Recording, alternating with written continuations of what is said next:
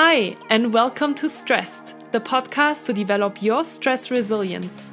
Being ambitious and successful while living a happy life is possible. Learn how you can better cope with stress in day-to-day situations by applying tools and techniques that work for you. My name is Julia Arndt, and I'm extremely grateful that you decided to check out my podcast today. Let's get started.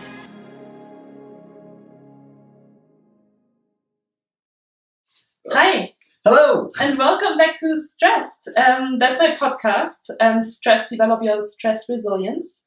And I am super excited to have my very first in-person interview guest in my house. Ben, welcome. Thank you. Thank you so much. It's a beautiful home, and I'm super excited to be meeting you in person. Yes, me too. Thank you so much for coming to Tahoe City and joining me for a podcast interview.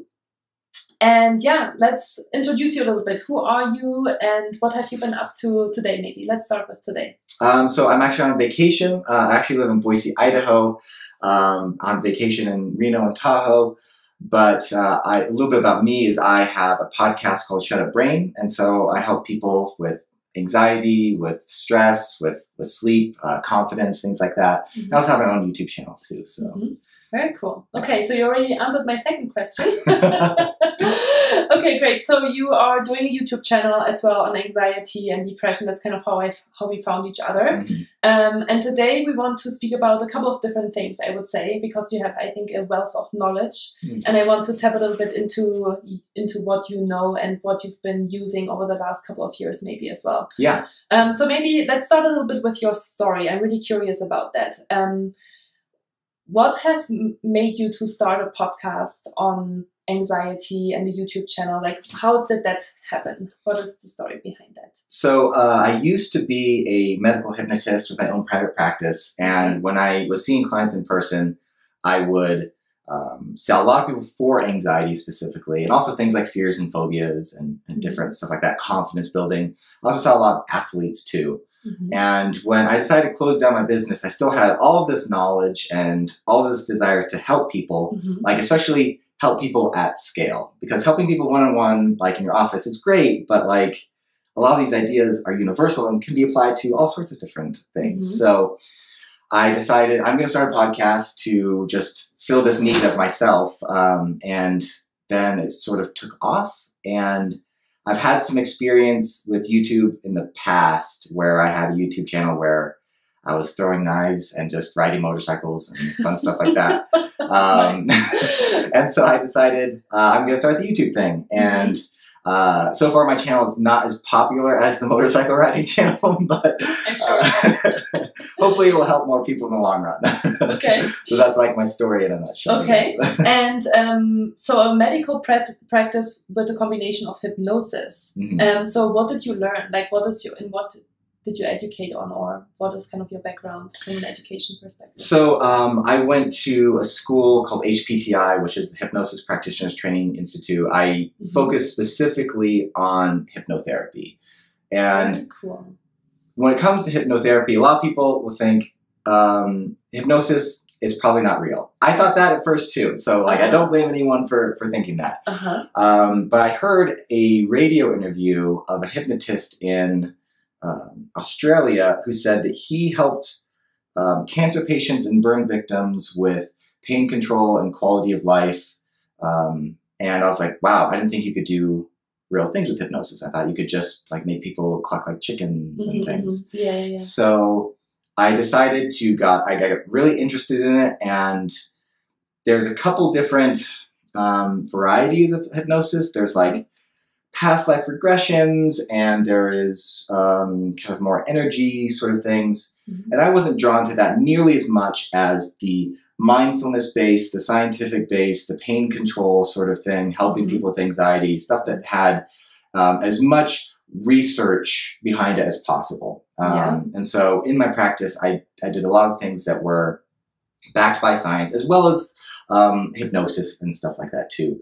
But I just really like to have data behind what I was doing, because that way, you know, it's going to be most likely that it's going to work. So, And so how would a session be like? Would I come to you as a client and then you would hypnotize me, and then we would work on, for example, my anxieties or pains or things that I'm experiencing?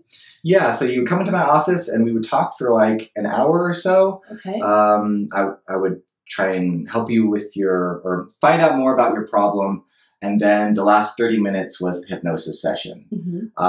What a lot of people didn't realize is that a lot of the change was happening before the hypnosis even took place. And you could tell based on a person's language patterns. Something would be subtle, like someone might come into the office saying, man, I'm really struggling with anxiety right now. I'm really overwhelmed right now. I just can't even handle it. And then by the end of our conversation, before the hypnosis had started, their language pattern would have shifted to more of a past tense. It's like, when I used to be really anxious, like before when I was really stressed out, and you could see that shift happening. Okay. And then the hypnosis part, I kind of use the analogy, it's like you bake the cake and the hypnosis is putting the cake in the oven to actually rise and whatnot. So a lot of the change happens before the hypnosis even occurs. And that's so interesting. But is that because you have like specific questions that you ask to already bring the client into that state? Or is that like, do they subconsciously already do that because just from talking, it helps them to... Well, talking can help. That's why like counseling can be really effective. But there's also another branch of hypnosis called NLP, which is neuro-linguistic programming, which is essentially hypnosis without trance. And you can get a lot of change happening just by how you talk to someone with the questions you're asking. And also there's a thing in counseling called motivational interviewing, which is the same sort of thing. You can get like lots of really good mental changes happening just by a normal conversation. The hypnosis was kind of cool, and it created a state change, which would solidify a lot of those changes, which is why a lot of people would come to me. They would have been struggling with anxiety or sports performance for a long time. And then after only a couple sessions, their problem was solved. And even if they had been in counseling for a long time, because they were just doing things in like not the greatest way. And hypnosis was something different that they could try.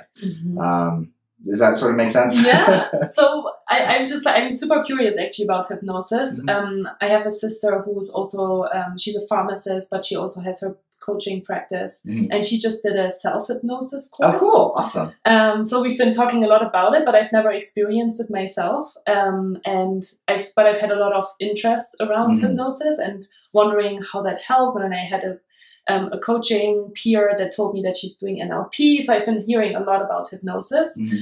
So let's say, for example, I have anxiety and I come to you. What are there like maybe one or two things that you've seen that work really well, that are really powerful?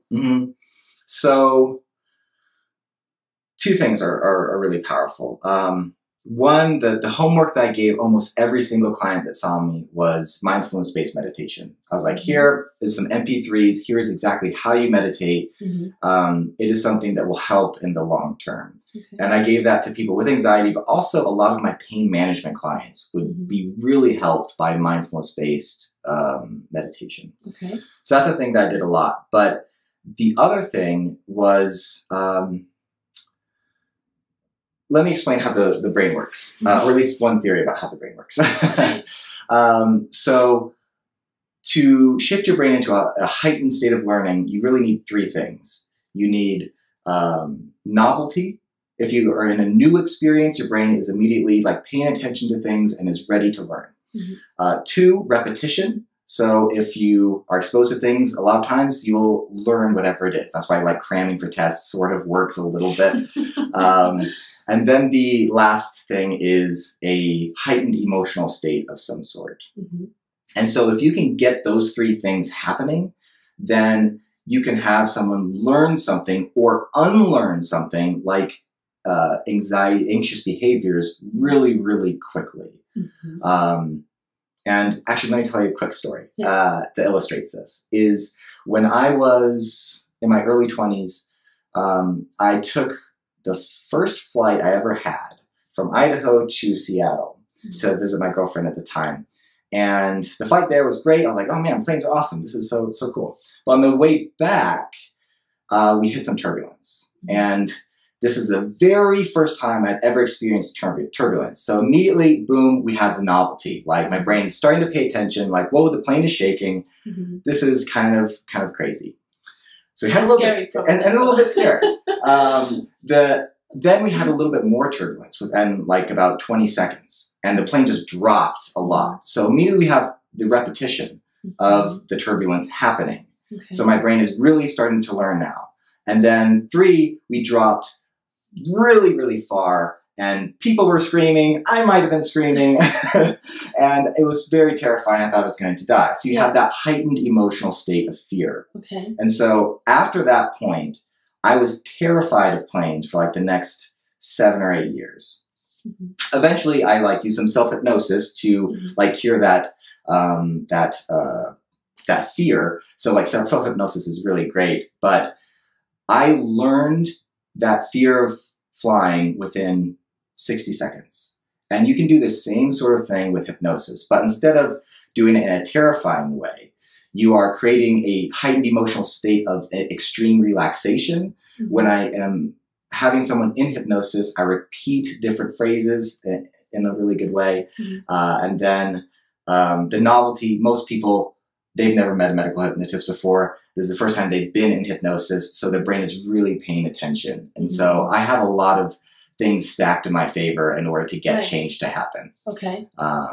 Which is why sometimes if someone is going to a counselor a long time and they are almost making the problem worse sometimes, if the counselor is just having them rehash the same trauma, telling the same story again and again, that's just digging the kind of pathways. Ripping up the Band-Aid every time, right? So that's why hypnosis is really good for like breaking that negative pattern. So that was kind of a long roundabout story for your answer. I love that. That's super interesting. And one thing that I want to be really clear on, because we talked about this before we came on the podcast, is that we were saying you can't really not have anxiety. So we can't really cure anxiety, or we can't really cure stress, but we can learn how to manage it. Yeah, totally. Can you talk more about that? Yeah. Because you were just kind of saying, oh, and then we would cure their anxiety. Or I don't know, you didn't use the word cure, but you know, you were saying we kind of worked on their anxiety. So how does that kind of combine and connect? Yeah, I view it sort of like, I love analogies because I was a hypnotist. I view it like a bucket or a glass. And if you have, and like, this is you, and then the stress or the anxiety is the liquid you pour into the glass. And so someone in a constant anxious state, it's like their glass or their bucket is constantly overflowing. And so by learning different strategies, it's not like your cup never fills up with water anymore, but you learn to do things to empty it more frequently so it doesn't fill up nearly as fast. And so a good example of this is for about 2 years, I struggled with panic attacks and like extreme anxiety for a while. And my glass was just overflowing all of the time. And I learned different strategies to empty my glass, coping strategies, things like meditation, like going for walks, like exercise, like going to counseling, all those different things. And that allowed me to keep my glass pretty empty most of the time.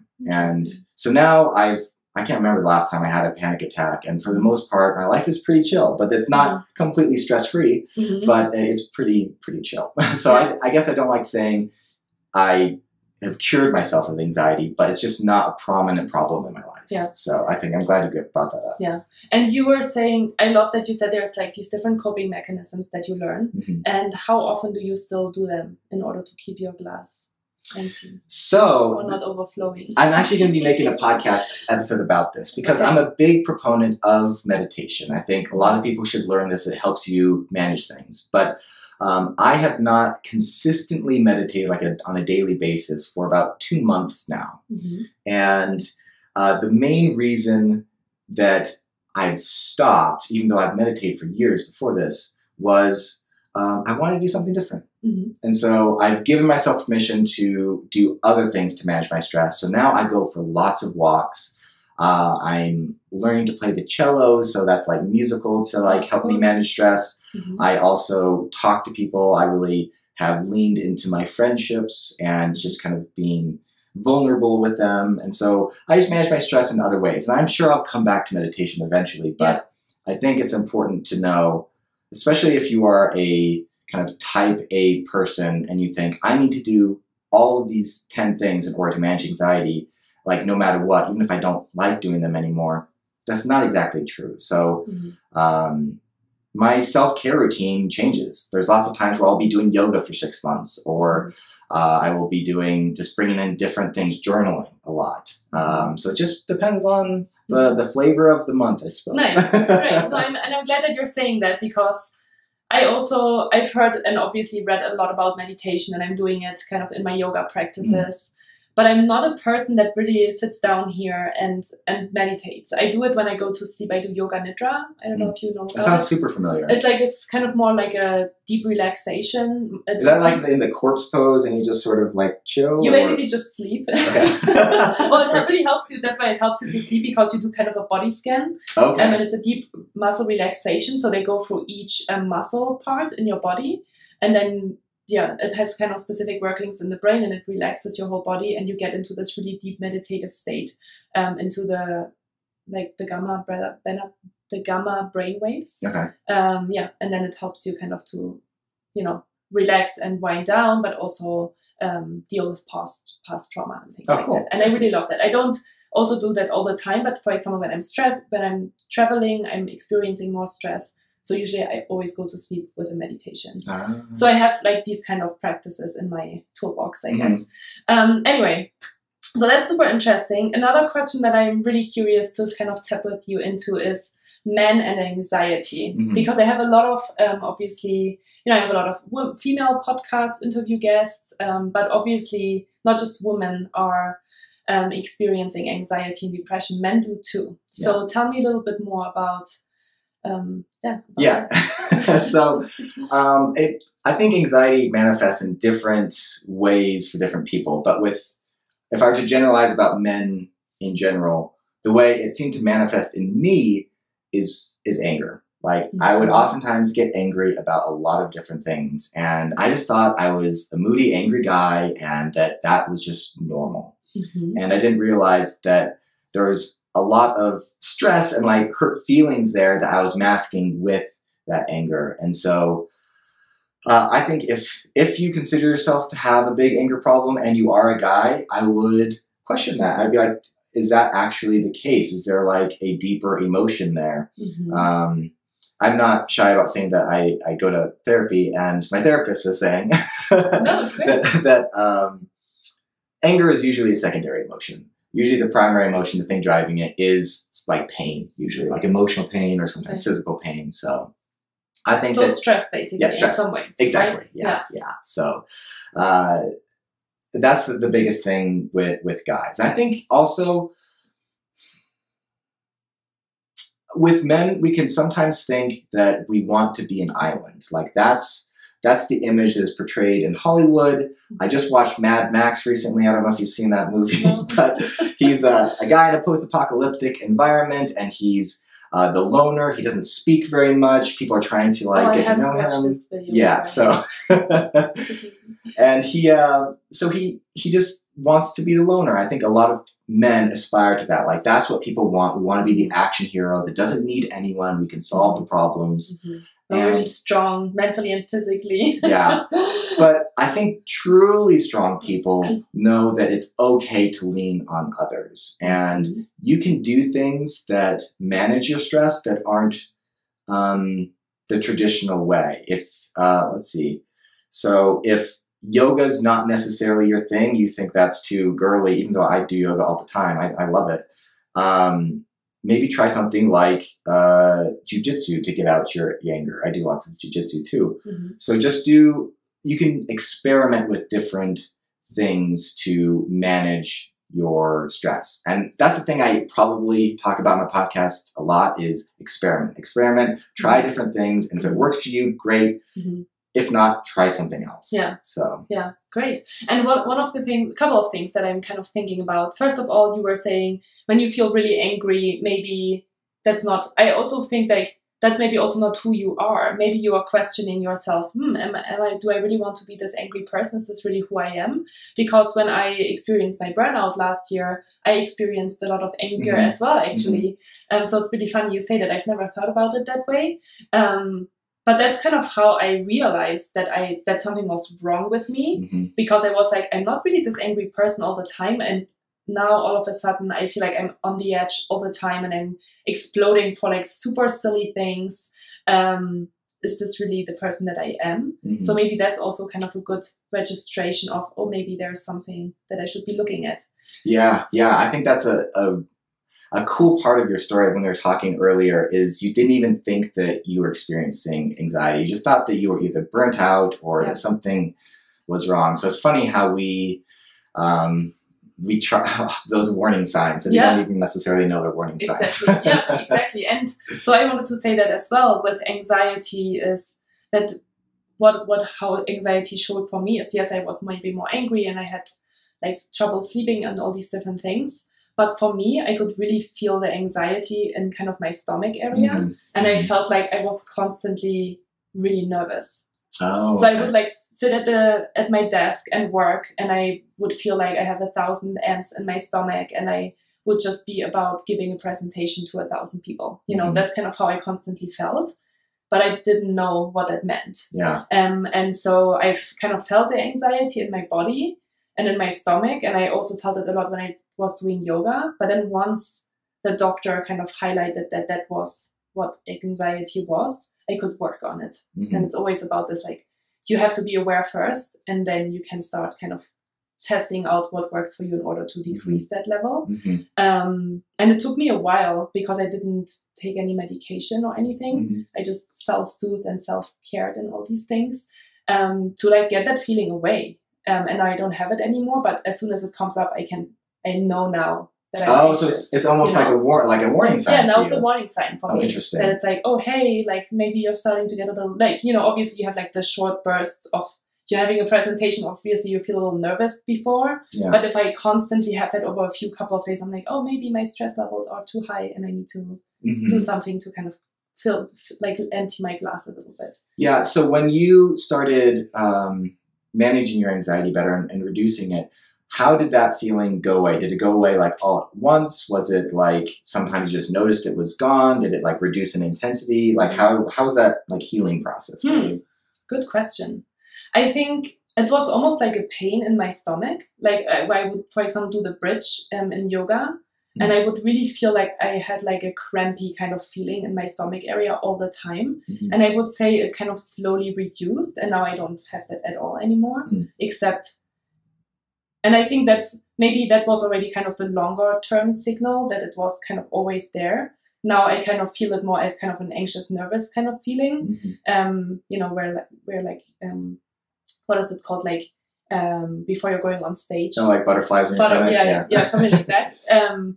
But I don't have like kind of the pain anymore. So yeah, I would say it took a while to kind of decrease that and to work with it and be aware, bring awareness to that and bring breathing into that and all these different strategies, and then so kind of slowly faded away, I guess. So when it comes to you started doing these things to help your anxiety, I think a lot of people are like, they try something, it's just not working at first. So like, how did you have the patience to continue? Because I'm sure that it was not an immediate thing that cured itself.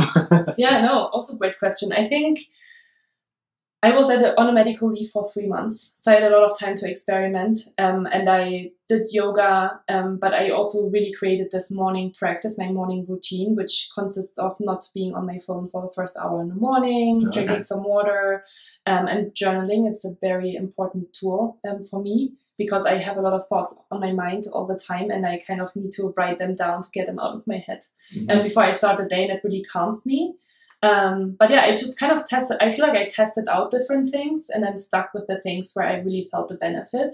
And now I'm like, I'm really keen, like I get up in the morning, I'm really keen to do my morning practice, and I feel really accomplished after that first hour in the morning. And I feel really like I'm calm and I can start to kind of bring my energy out. Is there any, answer your question? Yeah, it does. And is there any times, because morning routines are fascinating for me, is there any times where you wake up and you're like, ugh, I just don't want to do my morning routine? Or is it something that you always look forward to? And yeah, how is that for you?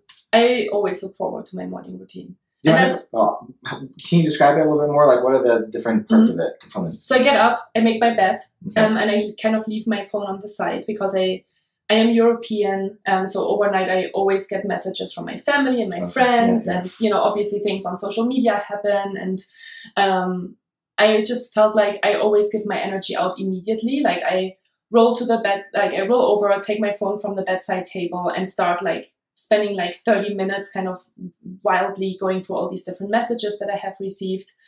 And I felt like that's kind of just how my stress already built up, and I wasn't even out of bed yet. And then I started my day usually hustling to like get all the other things done. And then I would get to work and I would be like super stressed out already, right? And that's how you start your day. So that's why I decided to not do that and to kind of be really strict with myself to not look at my phone. So I have to ask, I'll stop you. Is your sleep alarm on your phone, or do you have like an outside alarm? I go to bed really early, and I usually get up on my own. Oh, naturally? Okay, naturally. Cool. All right. Or if I really have to get up, I do have my alarm clock on my phone, but I don't look at the messages. I literally like switch, like I just hit stop and then I put it back. Okay. Yeah. So after you get up, keep your phone away, what's the next part of it? And then I go to the bathroom, do kind of my morning routine in the bathroom, and then go downstairs, have a glass of warm lemon water, because I'm dehydrated overnight. I usually sleep a long time. I'm a highly sensitive person. So I usually need a little bit more hours of sleep, I always say, per night to kind of go through all the things that happen during the day. So I really like 8, 9, 10 hours of sleep. That's great, yeah. And then I sit down and I journal, and I write down the things that I really love to do. I write down the things that I did, like maybe things that I've been worrying about, or the things that bother me, or accomplishments from the last day. It's always about kind of the last day, and sometimes about the day ahead. Okay. And then I always finish with gratitude practice, and I write down at least 3 things that I'm grateful for that day. And I'm trying to always find something that's new. I'm always trying to do something. I'm always trying to write something down that is new to me. So yeah. And so you feel like energized after that point? I like that. And then it could be, sometimes my morning routine in the bathroom is like I have to take a shower and, wash my hair and all these things. And so sometimes my morning routine is 2 hours. Or even if I, for example, record podcasts and YouTube videos in the morning, I don't look at any messages for the first 3 or 4 hours in the day, because I just want to be really, really focused with just this, and not give my energy out, because I'm always telling myself, people have waited for my answer, so it's okay if they wait another 2 hours. It's not going to change their life, but it will positively change my life, because I choose how I am going to spend my day, and I'm proactive instead of just reactively answering all the different messages. You just answered my question. I was going to ask like how you combat that like, oh, I'm needed. How do I need to answer people right away? But it sounds like that's a really good. They've waited already. They can wait a little bit longer. Yeah, it's like taking the power back, and that's a lot what I'm teaching as well when I'm going to companies, because obviously, especially when you work for companies, it's a lot of reaction to all of the things that are coming your way. And I think when you take the power back into your own hands and choose what you want to do and be more strategic about it and be more prioritize and do the things that you think are important, you will feel more accomplished at the end of the day as well. Do you have any sort of evening routine or anything you do at the end of the day? That depends more on my state of mind, I would say. Sometimes I don't need it because I kind of just wind down naturally. I usually try to finish work around 5 or 6 o'clock in the evening, especially as an entrepreneur. It's kind of tricky, right?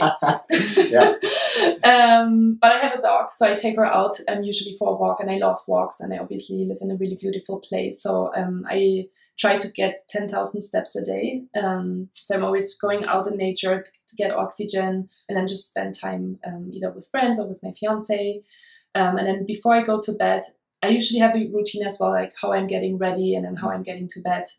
When I'm feeling really stressed, like it always depends on my stress levels. And now that I'm more aware of it, I know how to manage it. So if I'm feeling really stressed, then I will be a lot more aware about not looking at my phone maybe for the last 1 or 2 hours at the end of the day too, to just kind of wind down from a digital perspective. And then get ready, go to bed, maybe read something. But a lot of the things that I'm reading are kind of connected to my business, so sometimes that really hypes me up again because I'm like, oh, I have so many ideas and it's all so interesting. So I actually try to read like a silly magazine, like something that doesn't kind of feed my brain. Or I do like a yoga nidra meditation. Do you think that a morning routine is essential? Okay, so the camera just stopped here for a second.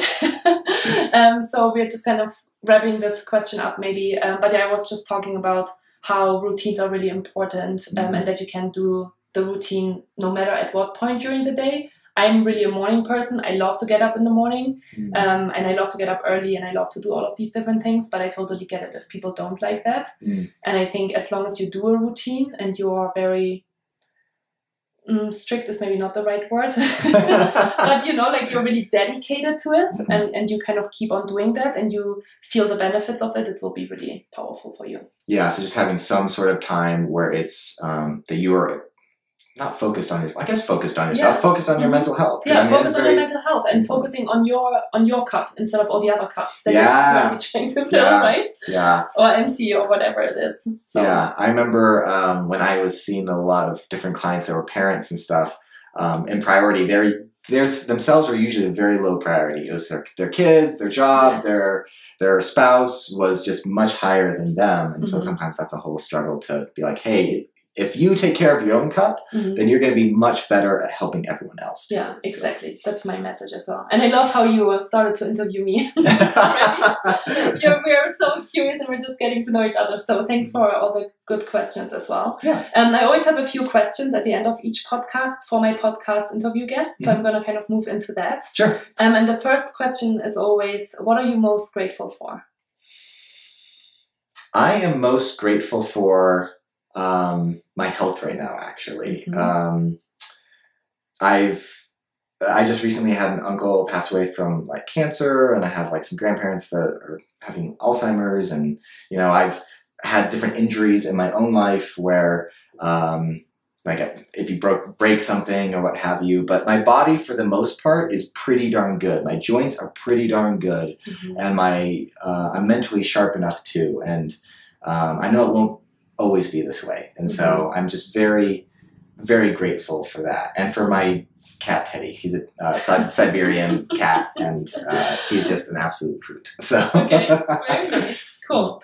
And do you have 3 maybe rules or guidelines or wisdoms that you live your life by and that you would like to share with the others? That's a good question. I would say, that was a really good question. That it's okay to be vulnerable. That vulnerability and authenticity are super key. The other bit of wisdom would be... Can I stop you there for a second, actually? Yeah. I actually love that you're saying that, especially as a man, because I feel like men are always scared a little bit to be vulnerable, or you haven't really learned maybe to be vulnerable from a societal perspective as well, and to show feelings. Is that something that you had to learn? Or? Oh yeah, definitely. Yeah. Definitely. I think I had to fight against the wanting to be the action hero, the stoic person that, in fact, for a long time I was into stoicism, which is where that word comes from, where you just try and manage your emotions. You try and, like, if you're feeling something strong, you try and smash it down and just act very, like, I don't know. And so now I think it's much better just to feel all emotions, to express them however that is, and other people connect with you when you do that. And I've been really lucky that some close people I look up to and some leaders and some mentors have been vulnerable enough to show me that as an example. So if you only have the example of people that are just hiding their emotions, that's going to be kind of tough. So yeah, sure. Yeah. Great. The other bit of advice would be actually to read the book Meditations by Marcus Aurelius, which he's actually someone that is a big proponent of Stoicism. He actually helped found it, which I know sounds counterintuitive, but there's lots of really good advice. And modern cognitive behavioral therapy is based on Stoicism. And it's all really kind of helping to manage your mind and analyze your thoughts. And it's just a great book just to pick up, and you can read any little passage and it seems to help. So, and the last one is to try meditation. That's my little bit of advice. I think meditation is really good for so many different things. Yeah. And what is the difference between self-hypnosis and meditation? Is there a difference actually, or is that something that's actually really similar? That's a good question. I'll answer it two ways. One, they've done a study where they recorded a guided meditation, and with one group of people, they said, this is a guided meditation to help with XYZ. For the other group, they said, this is a self-hypnosis to help with XYZ. Same recording for both. But the people where it was called hypnosis found it to be much more effective. So there's definitely some sort of placebo effect going on there. There's a lot of overlap. What you just described with the yoga nidra, that is a very common hypnotic induction I would do, which is just like progressive muscle relaxation. And the only big difference is with hypnosis where someone is guiding you into hypnosis, you don't have to think as much. And if they're a good hypnotist, they're also doing certain things that will help the change happen. It would be sort of like maybe going to the gym. That's a really bad analogy, but I'll continue with it. You can get to the gym many different ways, but when you're there, you can work out effectively or not effectively. And so I would say that you can get to that space of deep relaxation with meditation, but you can do the same thing with hypnosis by getting into a deep state and then doing work while you're in that deep state. I don't know if that analogy makes sense, but that's what I got from it. But I get it. And so do you do self-hypnosis if you feel like there's something that you can't really break in your kind of mental state or something? I don't do self-hypnosis in the traditional way that it's taught, which is to put yourself into hypnosis and then do kind of mentally guide yourself. I don't like that. What I do is I record a hypnosis session.